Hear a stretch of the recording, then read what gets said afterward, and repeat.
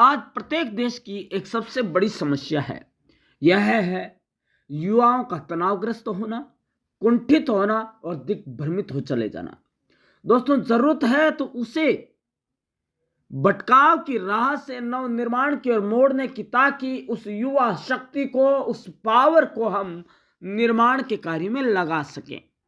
दोस्तों, कुछ पुस्तकों को मात्र पढ़ लेने से ही कोई ज्ञानी नहीं बन जाता, जब तक कि उन्हें प्रतिदिन की दिनचर्या में नहीं लाया जाए। दोस्तों, उसी तरह युवाओं को भटकाव से नव निर्माण की ओर ले जाने के लिए उन्हें सही मार्गदर्शन, शिक्षा और नैतिक मूल्यों के प्रति जागरूक करना प्रतिदिन की आवश्यकता है। उन्हें सकारात्मक माहौल प्रदान करके बेरोजगारी, नशा और हिंसा जैसी चुनौतियों से निपटने में मदद करके और उन्हें समाज और देश के निर्माण में सक्रिय भूमिका निभाने के लिए प्रोत्साहित करके इस परिवर्तन को लाया जा सकता है।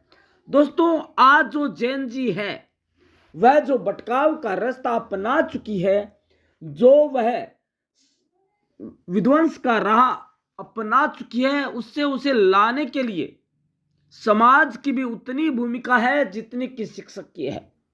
दोस्तों, तरीके हैं, लेकिन उन तरीकों से उन्हें रास्ते पे लाने की जरूरत है। जैसे कि सकारात्मक माहौल बनाना, युवाओं को विश्वास, सम्मान और दया जैसे मूल्यों के प्रति संवेदनशील बनाना होगा। उसके बाद उन्हें ऐसी चुनौतियों का सामना करने के लिए तैयार करना होगा जो उन्हें निराशा और पलायन की ओर ले जाती है, जैसे कि आर्थिक असुरक्षा और बेरोजगारी। दोस्तों, उसके बाद नैतिक मूल्यों और संस्कारों पर जोर देना। दोस्तों, आज ये नैतिक मूल्य और संस्कार लगभग युवाओं या युवा पीढ़ी के जीवन से दरकिनार होते जा रहे हैं।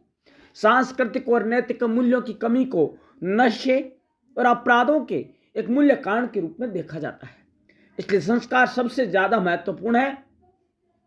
नैतिक शिक्षा को, जी हाँ दोस्तों, मोरल एजुकेशन को, जो शिक्षा का पाठ्यक्रम है उसका हिस्सा सीरियसली बनाना होगा। दोस्तों, उचित मार्गदर्शन और शिक्षा की जरूरत है। युवाओं को अपने लक्ष्यों के प्रति दृढ़ रहने और मेहनत और ईमानदार से काम करने के लिए उन्हें प्रोत्साहित करते रहना पड़ेगा। उन्हें अपने कर्तव्यों का पालन करने और समाज और देश के लिए अच्छा करने के लिए भी प्रेरित करना होगा। सकारात्मक और रचनात्मक गतिविधियों को बढ़ावा देना होगा। युवा जो कि पूरे दिन मोबाइल का एडिक्शन हो चुका है, उसे ऐसी गतिविधियों में शामिल करना होगा जो उन्हें रचनात्मक और सकारात्मक बनाती हो, जैसे कि परंपरागत खेल, कला, संगीत और सोशल सर्विस। दोस्तों, उन्हें समाज और देश के निर्माण में सक्रिय भूमिका निभाने के लिए प्रोत्साहित करना होगा। अब है बात कि समुदाय और परिवार की भूमिका क्या है। दोस्तों, समुदाय और परिवार को युवाओं को सुरक्षित, स्वस्थ और सहायक माहौल प्रदान करना होगा। उसमें वह एक महत्वपूर्ण भूमिका निभा सकता है। बड़ों को युवाओं के साथ एक अच्छा रिश्ता बनाना होगा, एक बॉन्डिंग बनानी होगी, ताकि वे अपनी समस्या को साझा कर सके और उनका समाधान आपसे ही ढूंढ सके। दोस्तों, अध्यात्म भी इसका एक अच्छा रास्ता है। यदि हम बच्चों को अध्यात्म की शिक्षा दे सकें तो बच्चा स्वतः उन समस्याओं से उबर पाएगा जो कि वह दो दो हाथ हो रहा है। दोस्तों, धर्म ग्रंथ जो कि आज बच्चों से दूर होते जा रहे हैं, बच्चे उस वजह से आज की शिक्षा नहीं ले पा रहा है सही ढंग से। आज की शिक्षा संस्कार विहीन होती जा रही है। यदि में एक उन्नत राष्ट्र की परिकल्पना पुनः करनी है तो अध्यात्म और विज्ञान का समन्वय स्थापित करना होगा, और यह समन्वय हमें युवाओं में भी परिपक्व करना होगा। दोस्तों, कुछ ऐसा करने से ही हम युवाओं को निर्माण की दिशा से जोड़ पाएंगे। कौशल विकास और व्यावहारिक शिक्षा भी उन्हें देनी होगी। इसके अलावा मानसिक स्वास्थ्य सहायता और परामर्श, जो मनोविज्ञान संबंधी सहायता है, वो समाज, स्कूल, कॉलेज और सामुदायिक स्तर पर उपलब्ध करवानी होगी।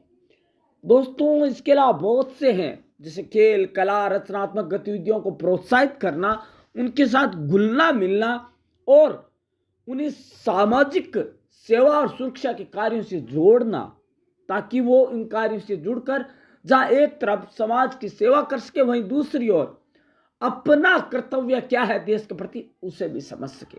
तो दोस्तों, ये था युवाओं को भटकाव से निर्माण की ओर मोड़ने की पहल करने का। तो दोस्तों, आप क्या सोचते हैं? क्या वाकई में युवा दिग्भ्रमित हो चुका है? क्या वाकई में उसे पुनः रास्ते पे लाने की जरूरत है? दोस्तों, कमेंट आप दीजिएगा और उपाय भी आप बताइएगा। धन्यवाद दोस्तों।